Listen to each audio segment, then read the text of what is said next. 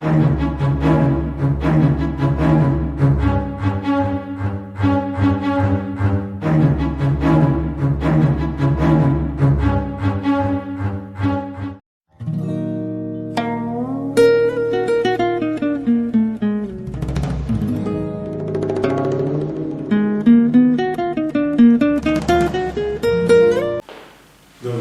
na kanal Self-Awareness Art of Change, svesnost, umjetnost promjene. Ja sam Goran Sterčevski-Čina. Druga emisija sa Eckhartom Tollom nosi naslov Kriza sistema. Da bi moje izlaganje i analiza bili autentični, citirat ću segmente njegovog djela. Eckhart Tolle kaže: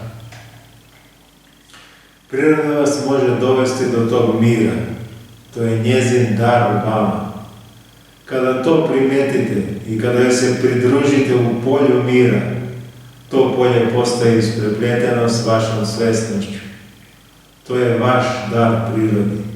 Kroz vas priroda postaje samosvesna. Novi esencijalni uvid pomoću sebi metoda imaginativne terapije. Kroz nas priroda ne postaje svesna sebe. Mi ne osvešćujemo prirodu. Obratno je. Ponavljam. Kroz nas priroda ne postaje svesna sebe. Mi ne osvešćujemo prirodu. Obratno je. Priroda ima vrhunsku svesnost. Priroda ima svoj vlastiti puls i impuls.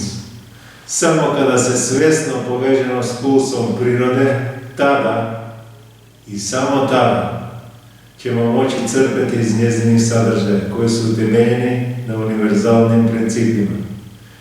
Do tog vremena intelektualne floskule će biti istine, a iluzija naša stvarnost.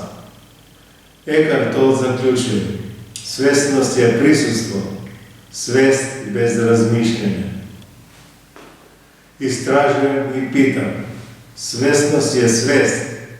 Kako to odjednom svesnost postaje svest? Šta je suština svesti? Odgovora nema.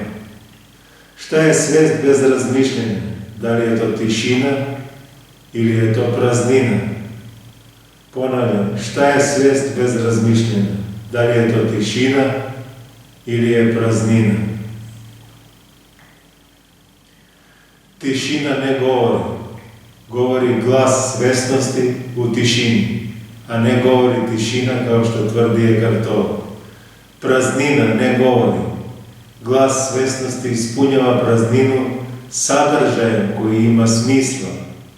Svesnost je alfa i omega svega stvorena. To idućeg biljenja živimo u realnosti koju kreira naša svesnost.